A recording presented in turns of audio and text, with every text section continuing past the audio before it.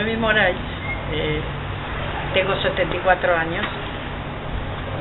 Hace que me vinculo a Villa Madero 49 años.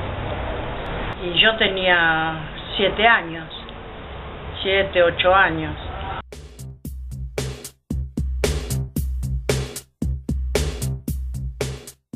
Sí, todos los años.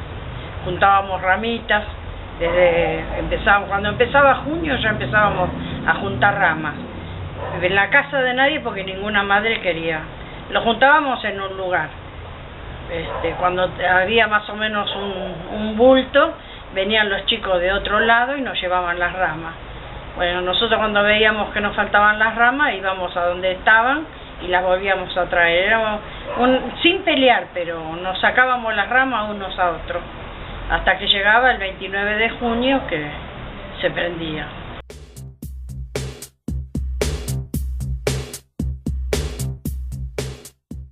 No, porque decíamos que era San Pedro y San Pablo, y como mi papá se llamaba Pedro y yo me llamo Noemí Paulina, mi papá decía también es tu santo, porque tu nombre es el diminutivo de Paula y de Pablo.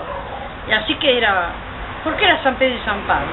Quien inició la idea de la fogata fue mi papá, porque decía, mira, en San Pedro y San Pablo se prenden fuego, se hace una fogata grande.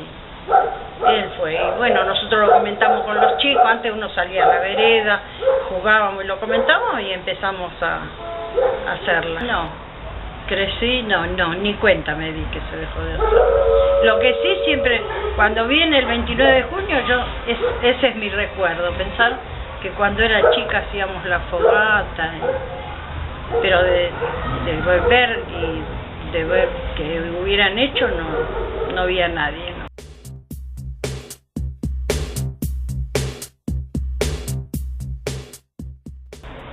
Y me gusta, me da placer verlo, que la gente se vuelva a hacer de nuevo, porque era lindo.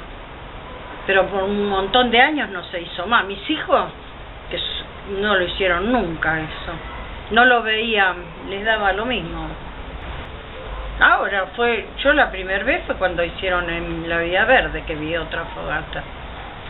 No sé. No vi en ningún lado que hicieran.